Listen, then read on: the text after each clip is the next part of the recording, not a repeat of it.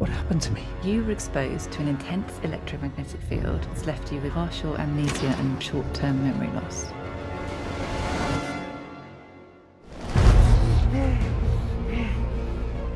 Where am I? This is where you need to be. David Trottie. I am the writer of Breaking Infinity, and I'm very thrilled to be able to talk a little bit about it with you today and tell you about the genesis of it, and then what I've done in the past that led me to writing it, and how we came together with Zoe and with Marianna to create this amazing thing that I'm very excited to see come to life. I'm super excited to be hosting this part of the interview. So I'm Zoe Cunningham. I'm the producer of Breaking Infinity, and we've been talking a lot about multi-hyphenate roles. I also play the role of Emma. I'm also a massive Star Trek fan. So I grew up watching The Next Generation, which was on TV when I was growing up, but also watched the original series. And also I'm actually wearing, I don't know if you can see, this is my Star Trek Discovery t-shirt. This is my my Emperor Georgiou t-shirts, one of the best characters in Discovery. So yeah, I'm very excited to ask. I'll explain a bit about what's happened. So Eve has gone out and asked on Star Trek fan forums, what questions would people ask David? So lots of questions about working with the actors, and also about working with the actors from different series when they kind of cross over. So the first question is on Enterprise, on episode Cold Station 12, where Spiner and Rila were in that show. What was that like? How did that work? Dr. Sung coming back, yes. It was, Brent is amazing. He's a comedian at heart. I don't know if you know any of his backstory, but he did the night, I think was it Night Shift, the courtroom drama series. He would be a recurring character there. He is a comedian at heart. And so he brings to the set and to his performances, just this energy that is just amazing to watch. There's a lot going on underneath each of the performances. That in this particular thing, he's playing the creator of Data, or at least an ancestor of the creator of Data, Dr. I think it was Noonien Sung, wasn't it? I think there are so many now, and obviously we've got a few more generations of Sungs as well. So in this one, he's created hybrids, I think, where we've created these superhumans that are sort of at least related somewhat to like Khan in Wrath of Khan. And it was fun having him come back, because a lot of our crew had been there for years, for decades. There were 18 people. The show went for 25 years, multiple seasons. Sometimes there'd be different series overlapping each other, but 25 years from the beginning of first season of Next Generation all the way to the end of Enterprise. And Brent, of course, had been there from the beginning as Data. And now he's coming back, towards the end of 25 years. And a lot of the crew are the same people. It's like people that he'd known from Next Generation.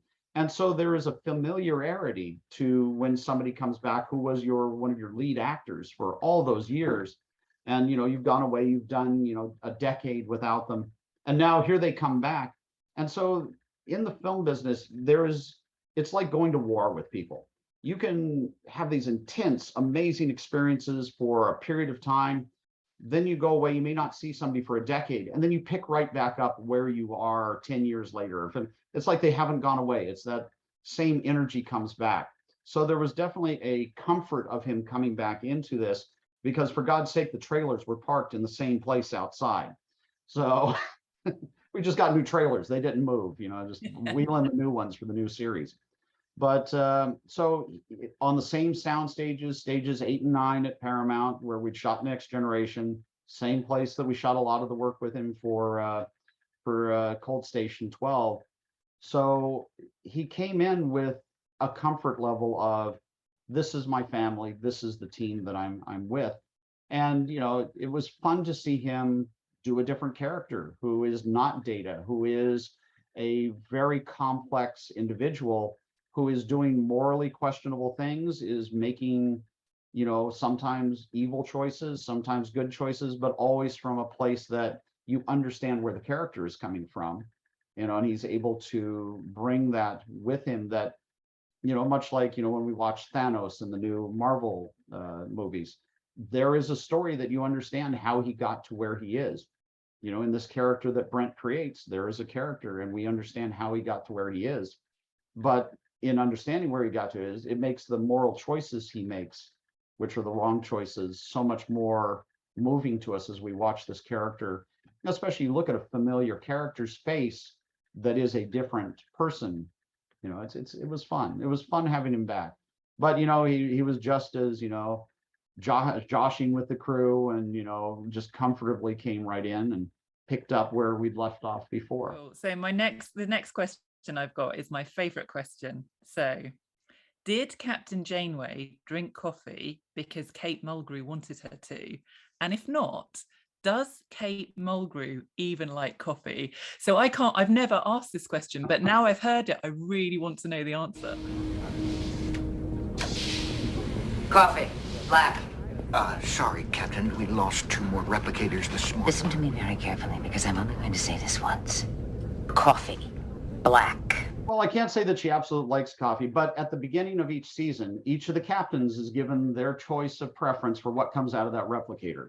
So, Patrick was given his choice, and it was the Earl Grey tea, and she was asked what her preference was, and it was coffee. So they are all definitely asked, what would you like? And certainly the writers weigh in with their things, but the captain certainly is given the opportunity to say, I would rather have hot cocoa than hot coffee. Amazing. Hot coffee seemed to be the winner. Amazing. I love it. But I will tell you one of the stories that came out of having that coffee. There was one episode we did where Admiral Janeway comes from the future and is on board in Captain Janeway's ready room. And there was a scene where Janeway makes 2 coffee cups out of the replicator and comes over and has to hand her future self a coffee cup. This is back before we had all sorts of awesome CGI that could help us, and also we're on a television budget.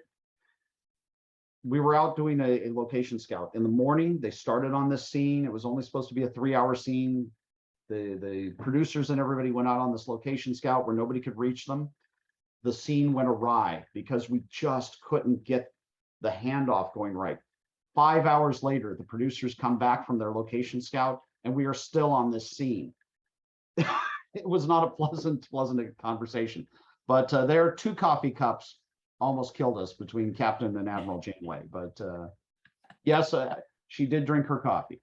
Amazing. It was real coffee in the cup. It was real coffee. So Enterprise perhaps didn't get the reception that everyone was hoping for when it was released. And there's a suggestion here that it was trying to do episodic shows, but also had a kind of serialized arc. Why do you think it was cancelled early? Here, I've not talked about this much, but here is just my take on it. And this is as a fan and as someone working on the show, that Star Trek at heart is best when it is about exploring. It is best about telling positive human stories wrapped in fables and telling good moralistic tales of, when we're faced with things where we can make good or evil choices and we choose good no matter how hard it is. Or sometimes we may have to make a hard choice that takes us down a hard road. That within that, people want, I think, to see a positive vision of the future out of Star Trek. If you're watching the Alien franchise, it's going to be dark, it's going to be gritty, it's going to be, sweat-stained people and ooze running down walls. When you watch Star Trek, you want a positive vision of the future, even if there's a lot of conflict, there's a lot of hard choices, there's war, there's fighting. But at the end of the day, I think we want a positive vision of the future out of Star Trek. And I think with Enterprise, we began sort of in a negative place. And, you know, I don't want to over criticize, but the Archer character, they wrote him as an angry person who is angry at the Vulcans, who is, you know, reacting to certain things that have gone on in the past of his life. And also, it's not about humanity or humanity's alien allies developing things. It's about, well, the Vulcans already have all this technology and they just won't share it with us. So I'm angry at the Vulcans for not sharing it with us. For God's sake, it's much more interesting if this is the first time we built this technology and we're going to go out and try it out and go somewhere, you know, as opposed to, well, the rest of the galaxy's already settled and everybody's explored it all around us and we're just getting our feet wet for the first time. You know, think of the old, you know, Captain Kirk era or, you know, Janeway era where they're coming back across the Delta Quadrant. It has a purpose, it has a mission, and we are not feeling stunted in it. And so immediately out of the gate, there is this stunted process to what our characters are doing. And they're being held back not by, oh, we have to overcome this. The Vulcans have the technology. They can hand it to you right now. So I think automatically there's an automatic thing in your brain that's going on. It's like, well, this isn't exploration. This isn't about this. It's about, you know, well, now we're just getting into conflicts around things that aren't really as interesting as they could be.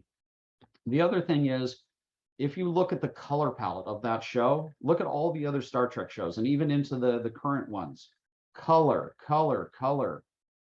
Our palettes were gray and other gray and blue. And I know, you know, there's a certain thing to be said for, well, you know, it's different in this, but, you know, part of the fun of Star Trek is that, you know, I don't want to say comic bookness to it, but there's a life to it, a vibrancy that Enterprise just didn't have. And it was, you know, a creative choice that was made, you know, to look like the inside of a submarine. So, but it just doesn't yield itself to that level of exploration.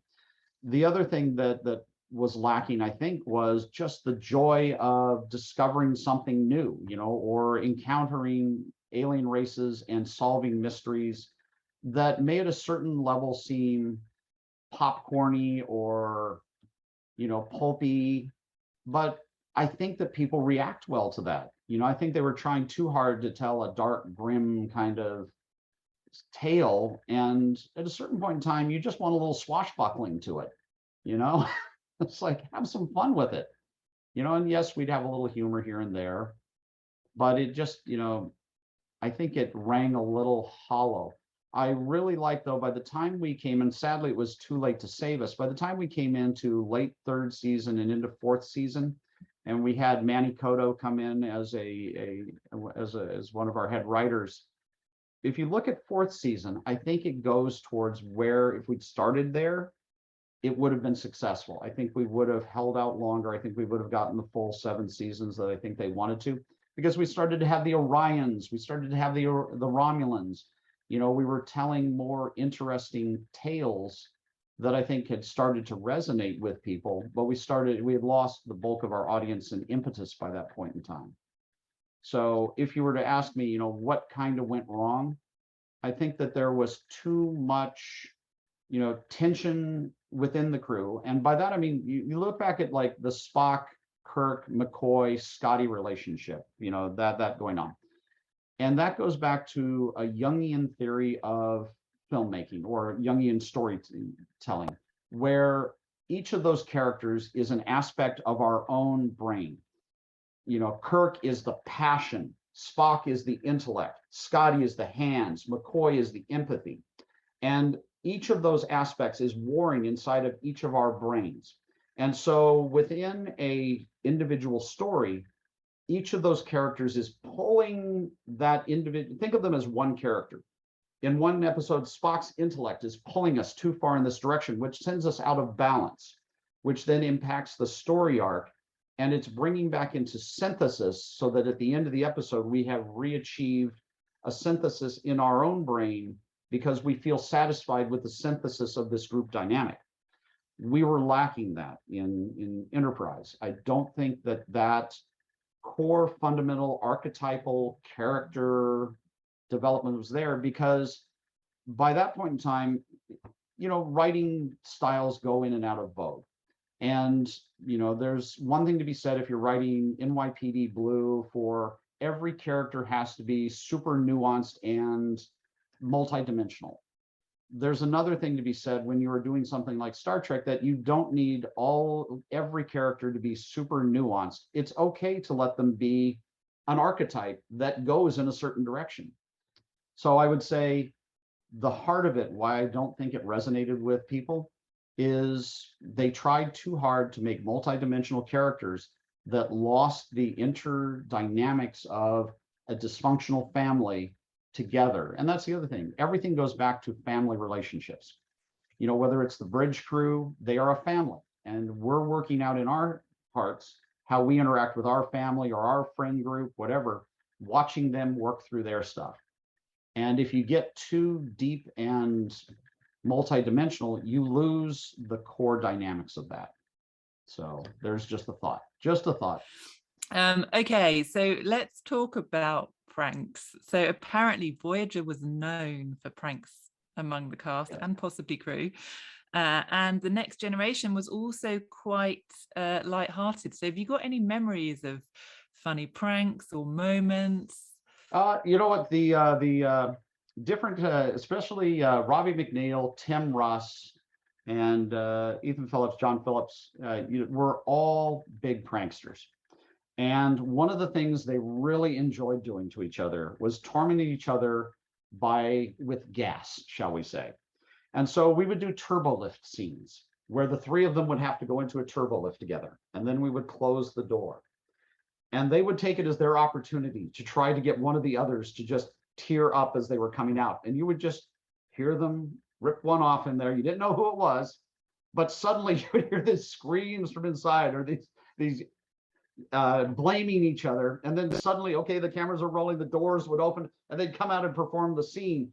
And then they would just bust into laughter as soon as you would cut, because they would just be trying to get the other ones to just die before they got out. So that's one example. That's a little more crass, I guess, but that's an example of the humor.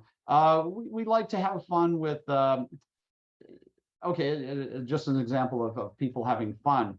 We had a scene where somebody was chasing somebody through a corridor, and the person runs by and the next person runs by. And meanwhile, we've quietly gathered the entire rest of the crew.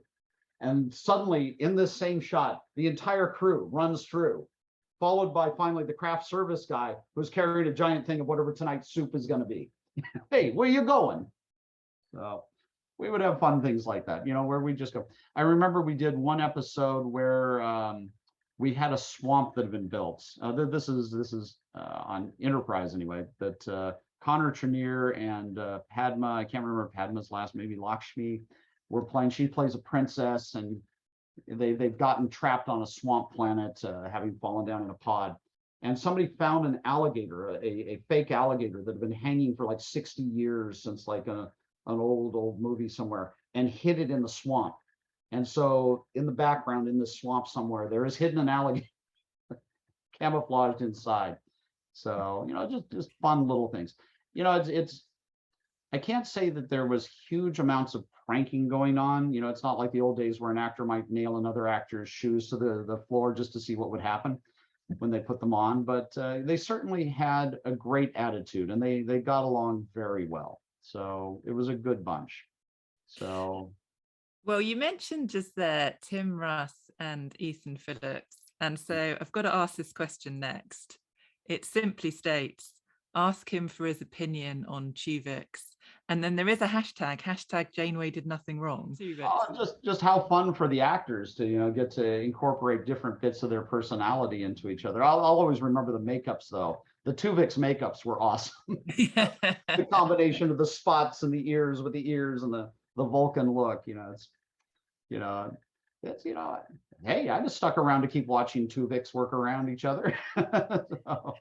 Well, and it's back to, I suppose, the essence. What is the essence of Star Trek? What makes something Star Trek rather than just a sci-fi show? And there is, in all series, there is, in every generation, there are fun episodes, right? that maybe What's great aren't about so that is discovering different aspects that get to be brought out about a character that wouldn't otherwise get to be explored in a new way. So keeping it fresh is important. Yeah, and I think that was a fun episode. So I've got a question about Patrick Stewart, and this question, apparently the execs didn't want him, and he wasn't particularly comfortable coming from theatre, but obviously he became the chief goofball. One of the chief goofballs is how they've described it. What was your experience of working with Patrick Stewart? And I suppose he seems to sit, looking now backwards, so comfortably into the role. Was that apparent then? Well, I came in about midway through 5th season, so they'd had 4 seasons to work things out. So I can't really answer to earlier seasons. Of course, like everybody else, I've heard the various rumors about the were they going to make him wear a hairpiece? Were they not? I'm so glad they kept him as he is, because it is just such an amazing, great look. I mean, he is so handsome and just amazing, and that voice. Oh my God, that voice. He is, like the others, just full of life, full of energy, just so giving of himself to everyone. He was awesome to work with. He, every day came in professional, prepared, treats everyone with respect, jokes with people on the set. Because of so much dialogue he has to do, and much like with any of the actors, they do need time to focus on the performances and what they're going to do. But, I never heard him raise his voice in anger at anything. He was always a gentleman, and, joking with the other cast. We talked about, they'd come in arm in arm, into the set singing Volare. There would be times when we would do a rehearsal on set of like the ship rocking. And so part of it is the cameras have to do their tip, and the actors all have to do their stagger moves back and forth. And you'd be in the middle of a rehearsal, rehearsing it, and you do the ship shake this way, the ship shake that way, and then they just start shimmying that by themselves, doing, and then we're back this way, and now we're back that way.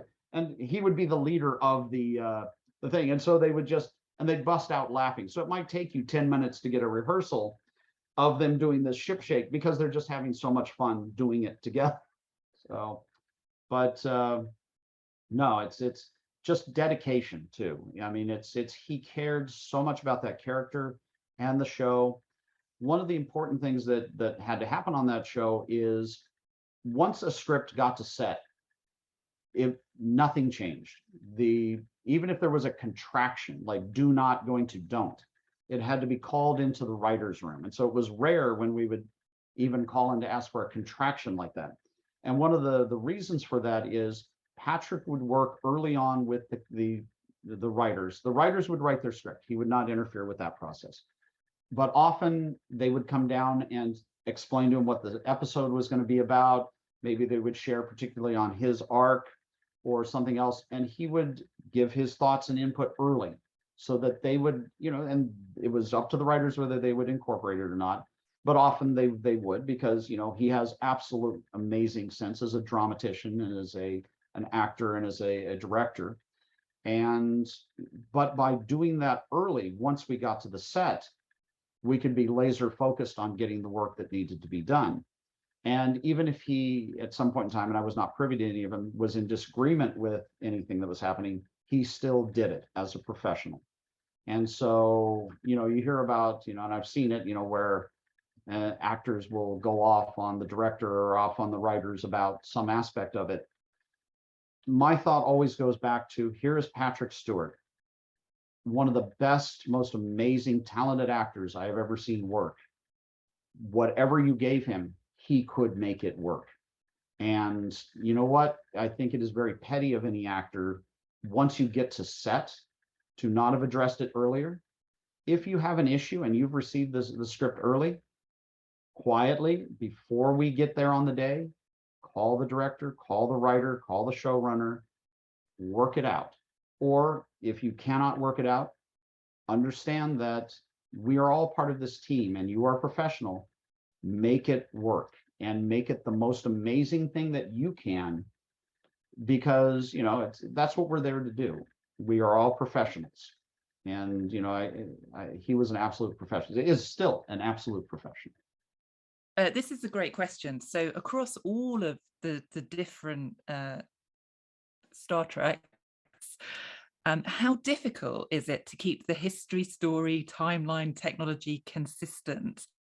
Is there a kind of library kept somewhere, or a knowledge base of here's some examples, the warp speed or the technology changing? Yeah, how is that managed? For Next Generation, particularly, and going into Voyager, Enterprise, Deep Space Nine, we had what are called series Bibles. And so in our AD thing, and every director that came in received, I don't even have one some here, I'll have to see if I can pull it out, a thing called a series Bible. And the series Bible and series technical manual had everything. And we were incredibly detailed. If you watch any of the shows, we knew every single room on the ship was designated, whether it was port or starboard, forward or aft, and what direction the stars would be moving, and what type of star field would be outside. For example, if we are in orbit, we had the star field that would do, it was a moving little curtain that would go outside, and depending on the speed of the orbit, or if we were at impulse, it'd move a little faster. When we went to warp speed, you put a green screen out there and they put the stars outside. But it was as detailed as knowing every single room's position so that the star fields would be moving in the correct direction behind us. Every single, when you would change decks, you might not even be able to read them, but the little tiny stickers, they would change every little sticker on that deck to reflect whatever deck you were on. Hallway floor colors might change, different lighting things might change. It was very heavily mapped out. And for each of the aliens, the languages would be mapped out to a large degree, particularly anything you would see written.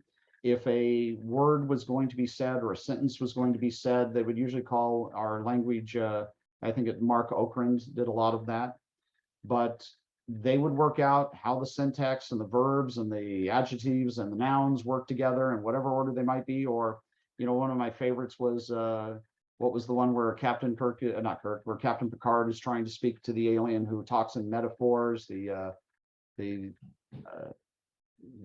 I can't remember the exact one, but they had to work all of that out, and then how that's reflected in all of the different costumes and things.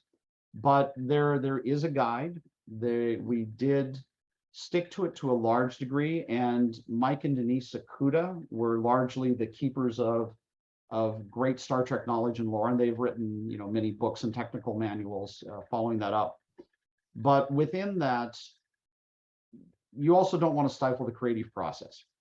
And so you're trying to make sure that the technical things are accurate and staying true to what we can do, but also we learn things about science and they incorporate them in. So sometimes how the field mechanics of how the warp drive creates a warp bubble around the ship changes because new advances in science have come along to inform what we're talking about. Also, if they want to tell a particular story and it doesn't mesh because, okay, let's say it's about the Romulan War, and now we've gone back in time into the Romulan War. Well, we've never seen a Romulan, in the Star Trek Star Trek original series era. Now we're back in Enterprise's time. They want to tell a story about Romulans. Okay, well, we still want to tell a good story, so maybe somebody saw something, but it never got reported. It's like, right now, unfortunately, fortunately or unfortunately, the new Kelvin timeline has come along and kind of shattered all time and space for us. So it's kind of like, well, what is reality and what is the real timeline? We would talk often about the prime timeline, that there's a prime timeline, which is like, Kirk's, the original series going into Next Generation, going into Deep Space, going into Next Gen, and a large degree Enterprise. But now, I can't really say how much anybody pays attention to any of that, especially in the new era of Star Trek and the reimaginings that take place. What I say is, see with your own eyes what you want to see. Hear with your own ears what you want to hear.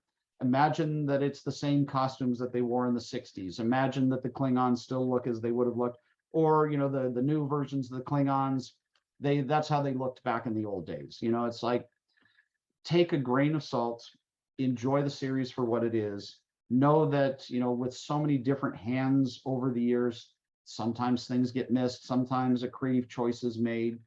Going into Star Trek: The Motion Picture, it was a big controversy that the Klingons now had foreheads.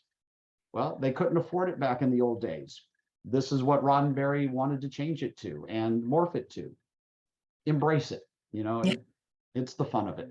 I just want to briefly, before we do leave, you have one other question in the forums, I think, that came up, that it talked about, well, what has been lost in writing now? It's like, back in, Rod Serling from the Twilight Zone and Gene Roddenberry with Star Trek, and writers, going into the 1970s, where there were message movies that referenced, classics. Like Star Trek had huge references to Shakespeare. And, talking about, Greek mythology and what's kind of changed within the writing of present day. And I think that one of the big things that changed is the writers that came out of the 1940s, 1950s, into the 60s and 70s were very well-read individuals who, and if not well-read, at least were versed in Shakespeare, at least versed in some of the classics, had experience in classic theater and within modern contemporary theater of the 40s and 50s and 60s. And there was a great cross-pollination between literature and television and feature writing. And I don't see that as much anymore. And there's two reasons that I think that have driven us to that. One is that people, contemporary writers, a lot of them shy away from it. And by that, I mean, you don't want to get accused of, oh, you're leaning into old tropes. Oh, you're leaning into old ideas. You got to be more modern and hip, and, you got to do the new things. And part of the new thing is this structure, which is you don't acknowledge what the past was, and you treat everything as its own bubble. And so you don't have references back to Shakespeare. You don't have references back to Western literature. You don't have references back to mythology, because you don't want to imbue it with a mindset of you want originality. You want to push towards originality. But sometimes with that originality, which can work if you have an incredibly talented individual, you lose standing on the shoulders of giants.